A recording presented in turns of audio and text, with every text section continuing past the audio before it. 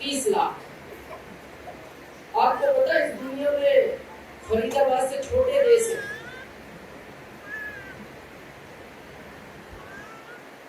भारत से नहीं, फरीदाबाद से छोटे देश है, पर वो आर्थिक रूप से हमारे से मजबूत है। क्या कारण है इसका? एक ही कारण है, हमारे भारत का आदमी टाइम की कोई वैल्यू नहीं करता। और याद रखना, पैसे से टाइम नहीं बनाया जा सकता, टाइम से पैसा बनाया जा सकता। मीटिंग का टाइम क्या था? 11 बजे। लोग अभी भी आ रहे हैं, और देखना कुछ लोग मीटिंग खत्म होने तक भी आएंगे, और ये फिर बाहर आकर पूछते मीटिंग खत्म कर दी, तो उनको कहना नहीं, आप सही समय पर आए हो, हम थोड़ा जल्दी शुरू हो गए। बहुत लोग मेरे से पूछते हैं, दिनेश जी आपने आसिफ में एजुकेशन ज्यादा ना होने की वजह से इतना पैसा कैसे बढ़ा दिया? मैं टाइम का शुरू से बहुत कमिटमेंट हूं, शुरू से कमिटेड। हमारे यहाँ सभाएं होती है नेताओं की, तो वक्ता पहले पहुंचता है या श्रोता? श्रोता पहले पहुंचता है। तो मैं यहाँ सुबह 7 बजे आ गया,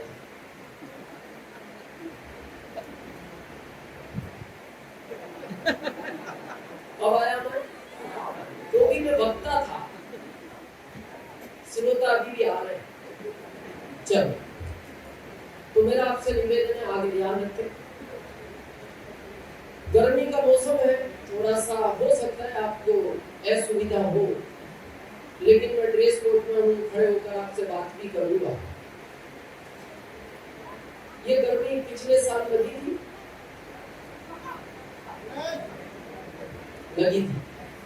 उससे पिछले साल लगी थी, अगले साल लगेगी। यानी जब तक आप इस दुनिया में रहोगे आपको ये गर्मी लगेगी। लेकिन मैं आपसे वादा करता हूँ, जितनी देर हम बातचीत करेंगे, इतनी देर की अगर गर्मी आपने सहन कर ली, तो आपकी 7 पीढ़ियों को गर्मी नहीं लगेगी।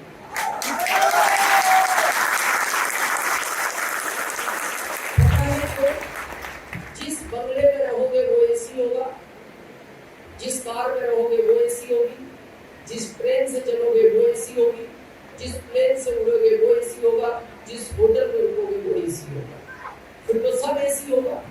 लेकिन कुछ समय अगर ये गर्मी सहन करते हैं तो। वैसे भारत का समझदार व्यक्ति वो है जितना खर्च किया उतना वसूल हो।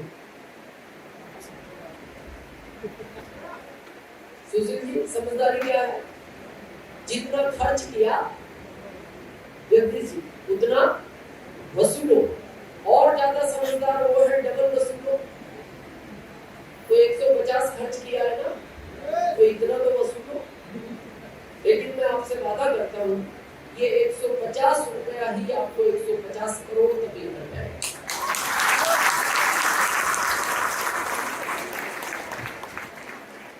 कुछ इंफॉर्मेशन है, मैं शुरू में शेयर कर दूं आपको ताकि आपको ध्यान रहे। हमारे आरसी में गुड डॉट प्रोडक्ट है। कितने लोगों ने खाया का? काफी लोगों ने खाया। तो उदयपुर से टीम आई है स्पेशल आपके लिए, कुछ व्यंजन उन्होंने बनाए हैं, उनको आप खाकर जाएं। और एक अभी हलवा लॉन्च किया है, वो भी शायद आपको आज मिलेगा, लेकर जाएं। और उसकी टाइम सीमा है, जिस दिन वो पैकिंग होता है 1 साल तक खराब नहीं होगा। यूज करने का नियम ये है, जब आप उसको खाएं तो उसके पहले हेल्थ कार्ड में कढ़ाई में डाल के थोड़ा सा गर्म कर ले, बहुत टेस्टी लगता है। जिन लोगों ने खा रखा है वो जानते हैं।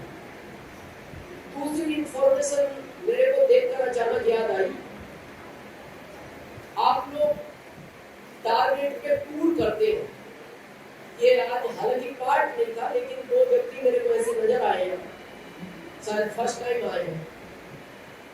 तो जो आपके टारगेट पे टूर करते हैं, तो आपकी इच्छा होती है कि मेरे लोगों को टूर अच्छा मिले, चाहे वो गोवा का हो, शिमला का हो। तो आज यात्रा.com से लॉगिन गारंटी है। एक बार खड़े हो जाए आप, स्पेशल मैंने देखा तो एक बार वेलकम लगता है। मेरे को नहीं पता था इनके यहाँ आने का, मैंने तो अभी बैठ कर अचानक देखा। हमने इनके साथ कई यात्राएं की हैं, लेकिन और शायद ये दिल्ली के आसपास की है, आप बाद में कर लेंगे वो बात। तो इनके साथ कई यात्राएं की हमने टूर को लेकर, गोवा भी गए हम और आसपास कई टूर किए। तो जो सुविधा मैंने इनके टूर में महसूस की, जिस तरह से हम चाहते हैं कि रिजनेबल हो, टूर अच्छा हो, किसी तरह की कोई तकलीफ ना हो, तो वो मैंने महसूस किया। और मेरे को नहीं पता ये आज शायद आरसीएम ही समझ में आए होंगे, इसीलिए मैं तो फर्स्ट टाइम देख रहा हूँ, तो एक बार वेलकम करना चाहिए हमें। और स्पेशल वेलकम हमें करना चाहिए कि जिसकी वजह से आप और हमारी मुलाकात हुई।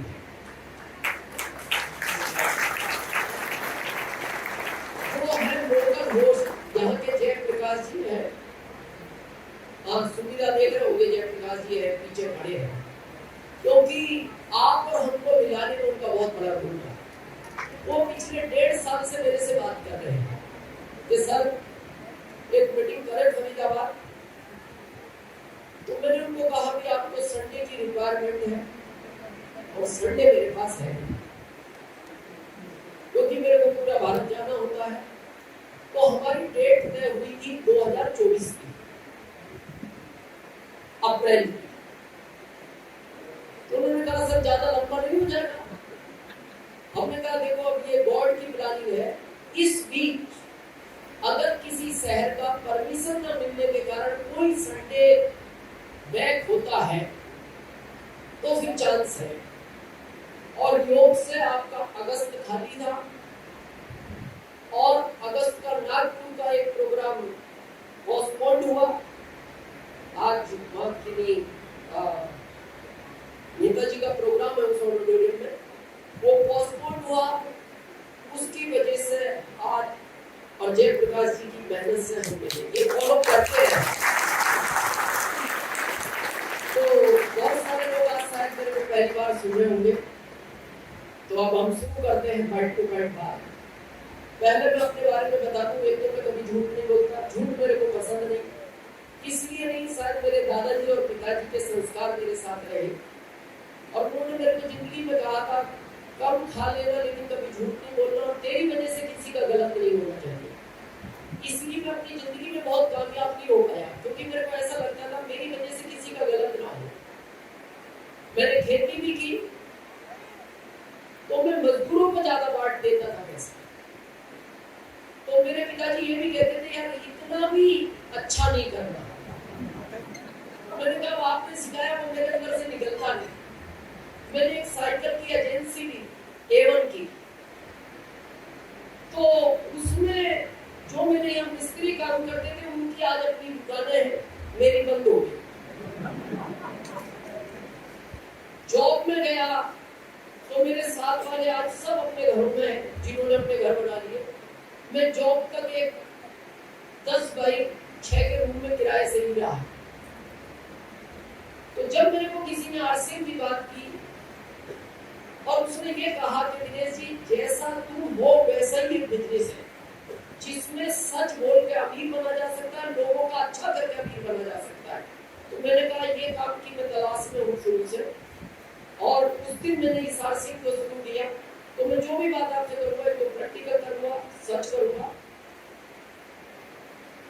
मैं रहने वाला मुरादाबाद यूपी आपकी बगल, यहाँ से लगभग 150 किलोमीटर होगा समथिंग। छोटे से गांव में मेरा जन्म हुआ। मेरे पिताजी अकेले थे, मेरे दादाजी के 100 बीघे जमीन थी, और मेरे पिताजी को राजनीति का बहुत शौक था। मतलब इतना शौकीन आदमी मैंने जिंदगी में राजनीति का कोई देखा नहीं। धान और गेहूं अगर खेत में कटा पड़ा है और बारिश हो रही है तो उनको धान और गेहूं की चिंता नहीं थी कि इनको घर लेकर आओ, वो राजनीति में ही व्यस्त रहते थे। तो मेरे दादाजी कई बार गुस्सा करते थे, यार बेटा तू मेरा एक ही बच्चा है, इस 100 बीघे खेती को संभालेगा कौन? जैसे सुशील जी ने कहा खेती की पर संभालने वाला कोई नहीं। तो अब आप कहोगे इंटरेस्ट कितना था, तो ये तो कोई पैमाना नहीं है, पर मैं एक लाइन में बता सकता हूँ कितना इंटरेस्ट होगा उनको। यूपी में प्रधान बोलते हैं, शायद हरियाणा में सरपंच या सरपंच, पद एक ही है, लैंग्वेज डिफरेंट है राज्य में। तो एक बार जब उन्होंने प्रधान का चुनाव लड़ा तो वो 4 वोट से हार गए। कितने? 4 से। उनको अच्छा नहीं लगा, हार गया। वो लखनऊ चले गए, बोले भाई देखो कुछ ना कुछ गिनती में गड़बड़ है। 10 दिन लखनऊ के 6 वोट से जीत कर आ गए।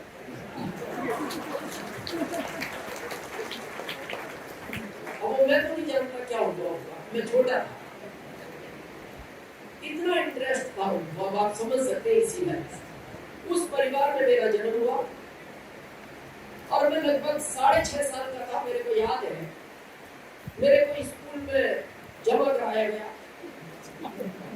हाँ, उस समय बच्चे अपनी मर्जी से नहीं जाते थे, जमा ही कराया जाता था। और उस समय ज्यादा छोटे बच्चों को भी नहीं भेजा जाता था। उस समय मेरे को याद है 5, 6, 7 साल में शायद। आजकल तो वो फैशन बन गई कि 4 साल, 3 साल, अभी तो सुनते हैं 2 साल में प्रवीण जी शायद वो प्ले स्कूल में डाल देते। कितने साल में? 2 साल। कहाँ भेजा उसको? प्ले स्कूल, मतलब खेलने की जगह। तो घर में वो चुनाव लड़ता, बच्चा घर पे क्या करता? खेलता। किसके साथ खेलता? माता पिता के साथ खेलता। आपने पैसे देकर अनजान लोगों के साथ खिलवाया। इसीलिए आजकल देखना आप, आजकल के बच्चों का आपसे इमोशनल अटैचमेंट कम हो गया। जो उम्र आपके साथ खेलने की है, उस उम्र में वो अनजान लोगों के साथ खेलते हैं। मेरे पोते का मैंने पिछले साल एडमिशन कराया, जब वो 5 साल का हो गया पूरा। अब वो 3 जून को 6 साल का हो गया। 1 साल उसको स्कूल जाते हुए हो गया। उसके माता पिता मेरे से थोड़े नाराज भी हुए। आप नहीं समझते, आपका जमाना अलग था, आज जमाना अलग है। आपके जमाने में बगैर पढ़ाई के काम हो सकता था, आपको पता नहीं, आज बगैर पढ़ाई के काम नहीं चलता। तो मैंने उनको एक ही लाइन कही, बगैर पढ़ाई के काम चल रहा है कि नहीं?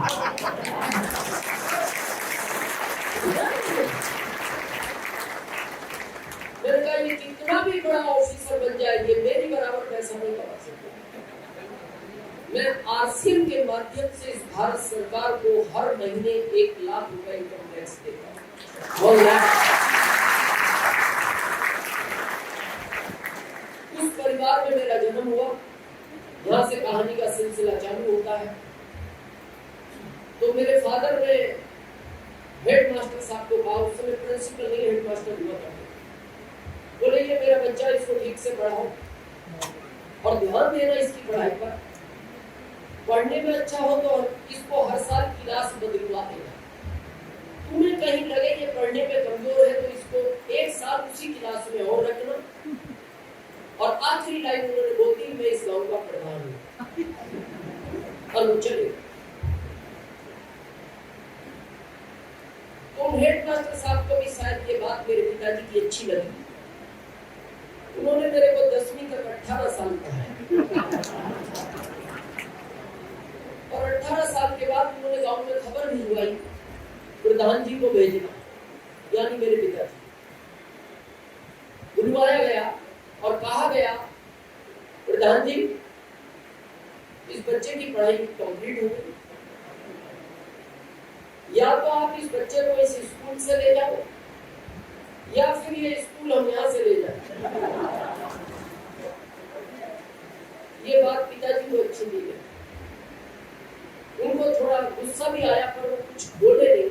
उन्होंने कहा नहीं, आपको स्कूल ले जाने की जरूरत नहीं है, इस नालायक को मैं ले जा रहा हूं। और वहां मेरा पढ़ाई का कैरियर खत्म हो गया।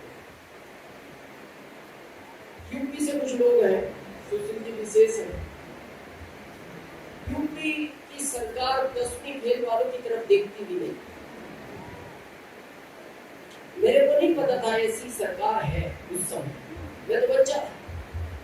तो मैं 6 साल तक अपनी मार्कशीट लेकर घूमा यूपी सरकार के पीछे, जिसको दिखाए तो कहते कुछ नहीं हो। लास्ट में एक ऑफिसर मिले मेरे को, तो उन्होंने देख के मेरे को कहा, दिनेश कब से इस मार्कशीट को लेकर घूम रहे हो? तो मेरे को ऐसा लगा शायद ये कुछ करेंगे। मैंने कहा सर 6 साल हो गए और मेरे को ऐसा लगता है कि अब मेरा कुछ हो सकता है। 5 मिनट तक देखने के बाद उन्होंने कहा, दिनेश इस मार्कशीट को तुम ऐसी जगह रख जो आज के बाद मेरे को भी दिखाई जाती है, ये किसी काम के लिए। इसमें ढूंढना पड़ता है नंबर आए किसमें है। तो आपको पता है, आप सब जानते हैं, या कई राज्यों के लोग फरीदाबाद में काम करते हैं, आदमी का जहां जन्म होता है वहां उसको कोई काम करने में छोटा शर्म महसूस होता है। तो मेरी माँ ने कहा, बेटा तू यहाँ तो काम कर नहीं पाएगा, खेती तेरे से होगी नहीं, क्योंकि खेती में थोड़ा सा मजबूत आदमी चाहिए। अभी तो थोड़ा मैं न्यूट्रिशन खा के ठीक हो गया, पहले मैं बहुत कमजोर था। बोले खेती तेरे से होगी नहीं, छोटा काम करने में तेरे को शर्म महसूस होगी, तो या तो शहर बदल दे या फिर राज्य बदल दे। तो मैं 1995 में एमपी शिफ्ट हो गया और मैं एमपी गवर्नमेंट को धन्यवाद देता हूँ इस बात का, वो 10वीं फेल वालों का ध्यान रखती है। उन्होंने मेरे को जॉब दिया 2075 रुपए। उस जॉब को मैं कर ही रहा था। आदमी उस तारीख को कभी नहीं भूलता जो उसकी लाइफ का टर्निंग पॉइंट होता है। वो तारीख थी 26 जुलाई 2002, आज के 21 साल पहले। मैं अपने ऑफिस में इंटर हुआ तो मेरे बॉस को कोई आरसीएम का प्लान दिखा रहा था, और आप जानते हैं बॉस के सामने आप ज्यादा बात नहीं कर सकते, बोल नहीं सकते। तो मेरे बॉस ने चंद सेकंड मेरे को देखा, मेरे को ये भी नहीं कहा कि तू भी समझ ले या तू भी बैठ जा, और वो फिर प्लान देखने लगे। 35 मिनट, लगभग 30 से 35 मिनट उस व्यक्ति ने बात की मेरे सामने। पहले कब से कर रहा था मैं नहीं जानता। 35 मिनट के बाद उस व्यक्ति ने मेरे बॉस को पूछा, यू आर इंटरेस्टेड? तो बॉस का जवाब था, आई एम नॉट इंटरेस्टेड, मैं इस तरह के काम नहीं करता, आप जा सकते हो। तो मेरे को थोड़ा अच्छा नहीं लगा। मैं गांव में पला बड़ा, एक संस्कारी, पानी की तो बात पूछनी थी, चलो चाय नहीं। उन्होंने कुछ नहीं कहा, आप जा सकते हो। वो चले गए। तो मैंने मेरे बॉस को पूछा, मैंने कहा सर थोड़ा सा पानी तो पूछते। और मैंने कहा काम तो अच्छा लगा मेरे को, भले वर्तमान नहीं है भविष्य है, आज कुछ नहीं होगा, भविष्य में अच्छा मुझे। बोले तू अपना काम कर। मैंने कहा सर मैं वो रोज करता हूँ, आज भी करूंगा, पर आप मेरे से उम्र में ज्यादा हो, मेरे से जॉब में बड़े लेवल पर हो, जिंदगी का अनुभव ज्यादा है, तो मैं आपसे बात पूछना चाहता हूँ, जिस आरसीएम की ये बात कर रहा था, इसको किस तरह के लोग कर सकते हैं? तो उन्होंने 6 जवाब दिए, ध्यान से सुनो। पहला, दिनेश इस काम को वो लोग करते हैं जिनमें अकल नहीं होती। दूसरा, इस काम को वो लोग करते हैं जिनके पास पहले से कोई काम नहीं है। तीसरा, इस काम को वो लोग करते हैं जो पढ़े लिखे नहीं होते। चौथा, इस काम को वो लोग करते हैं जिनकी घर में कोई वैल्यू नहीं है। पांचवा, इस काम को वो लोग करते हैं जिनको रिश्तेदारी में कोई बुलाता नहीं। आखिरी जवाब, ये काम तू कर सकता है।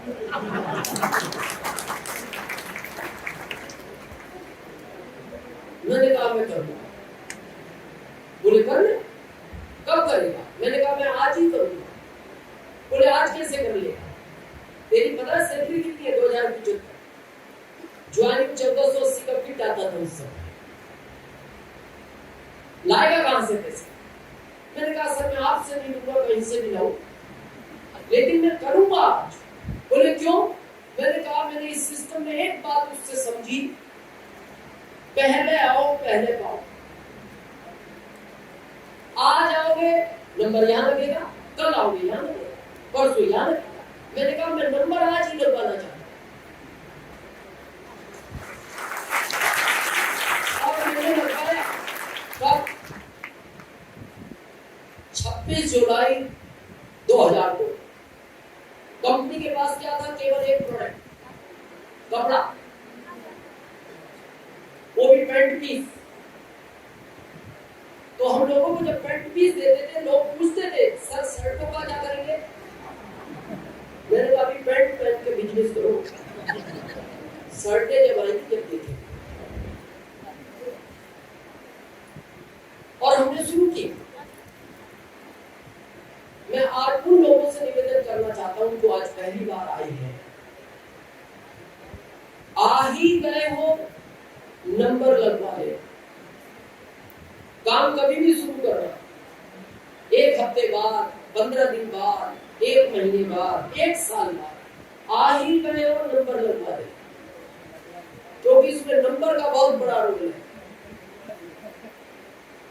जिनका नंबर कुछ समय के लिए छूटा उनसे पूछना इसका दर्द,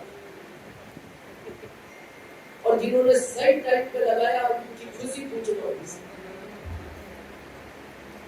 मेरे बॉस को 4 साल पहले ज्वाइन हुए, वही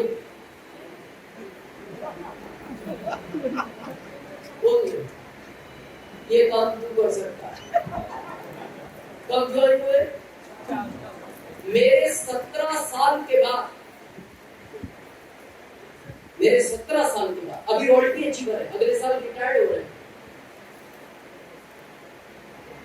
तो जिस दिन वो ज्वाइन हुए तो मैंने उनको कहा, मैंने कहा सर ज्वाइन तो कर रहे हो, पर इस काम को किस तरह के लोग करते हैं ये तो विचार करो। आप विश्वास नहीं करोगे, वो रो गए और मेरे को अच्छा नहीं लगा। मेरे को ऐसा लगा मेरी बात से वो मेरे दादाजी की कहानी याद आ गई कि मेरे वजह से उनको दुख हुआ। तो मैंने उनसे माफी मांगी, मैंने कहा नहीं सर सॉरी, मैं थोड़ा फ्लो में आ गया, मेरा पहला दिन याद करके मेरे को ऐसा नहीं कहना चाहिए था, पर मैं माफी मांगता। आप रो पड़े इस वजह से, मैंने कह दिया कि कर तो रहे हो, याद करो कौन करता है इसका। बोले दिनेश मैं इसलिए नहीं रोया, मेरे को रोना इसलिए आ गया, मेरे बच्चे अभी 8-9 साल के हैं, जब ये 20-21 साल के होंगे और बड़े होंगे, इनको समझ आएगी, तो वो मेरे से एक प्रश्न जरूर पूछेंगे, पापा जॉब में आप दिनेश चौधरी की अप्लाई थे, यानी सीनियर अप्लाई, जॉब में आप दिनेश चौधरी की अप्लाई थे, आरसीएम में दिनेश चौधरी आपकी अप्लाई कैसे बन गया? बहुत बड़ा मैसेज है इसके पीछे। जो लोग आज भी सोचते कर लेंगे, कहां जा रहा है, 6 महीने बाद कर लेंगे, कोई भारत गायब हो गया या आरसीएम गायब हो गया। मैं आपसे पूछता हूँ, ऐसी सिचुएशन अगर आपके पास आ जाए, क्या जवाब दोगे अपने बच्चों को? तो उन्होंने मेरे से पूछा, दिनेश तुम्हें आरसीएम का अनुभव मेरे से 17 साल का ज्यादा है, तुम बताओ क्या कहना चाहिए? मैंने कहा सर मेरे को तो एक ही बात समझ में आती है, एक ही लाइन बोल देना बेटा, उस समय मेरे को अकल नहीं थी।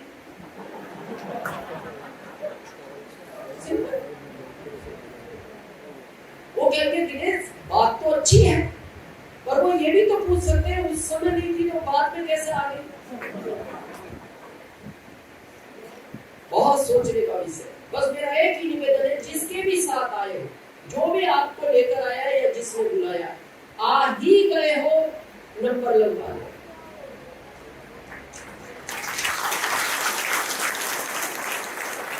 मेरे से भारत में बहुत लोग पूछते हैं, दिनेश जी पढ़े लिखे ज्यादा नहीं, गांव के रहने वाले आरसीएम में इतने अमीर कैसे बन गए? तो मैं एक ही लाइन बोलता हूँ, मैंने कहा नंबर देखना किस समय का लगा हुआ है। जब कोई लगवाने को तैयार नहीं था, ये उस समय का नंबर। प्रश्न आता है आरसीएम करना चाहिए या नहीं? बुलाया तो इसलिए गया है। 2 चीज है जिंदगी में, बड़े ध्यान से सुनना। पहला, या तो कोई काम आपको करना नहीं आता, सेकंड, या उस काम को आप करना नहीं चाहते। सिंपल, करना नहीं आता ये भारत सिखाने के लिए तैयार है, करना नहीं चाहते तो आज ये समझेंगे हम कि आरसीएम हमें करना चाहिए या नहीं। आज हम बहुत प्रैक्टिकल बात करने वाले हैं, तैयार हैं आप? yes. आज हम एक गेम खेलेंगे, उस गेम में आपको बड़ा अच्छा भी लगेगा और आपको समझ में आएगा कि आरसीएम करना चाहिए या नहीं।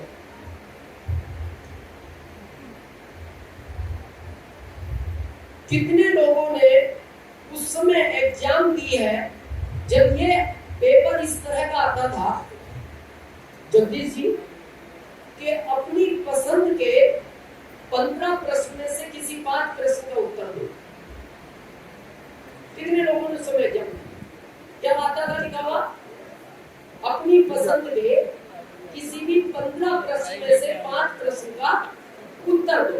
तो आप कौन से 5 प्रश्न का उत्तर देते जो आपको आसान लगते हैं?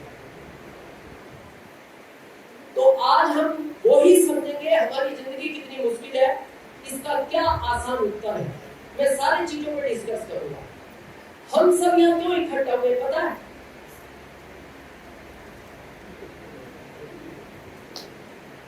ये पेट का चक्कर है।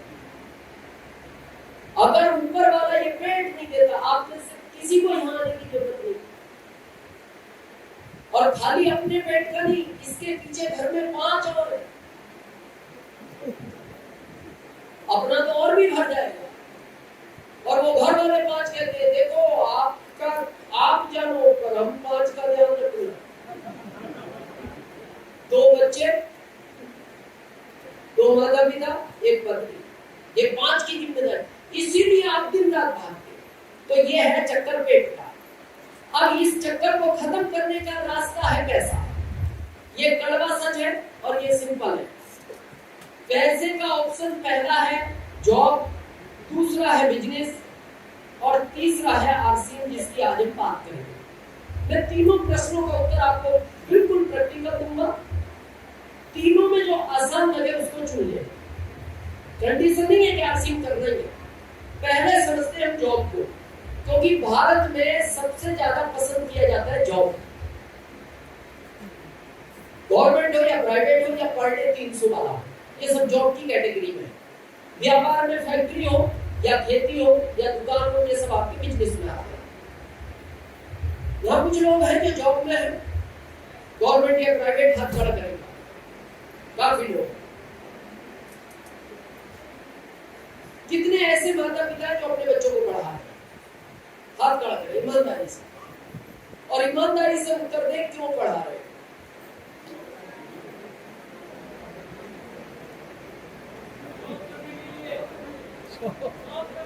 हाँ, जॉब के लिए ये बिल्कुल फैक्ट है।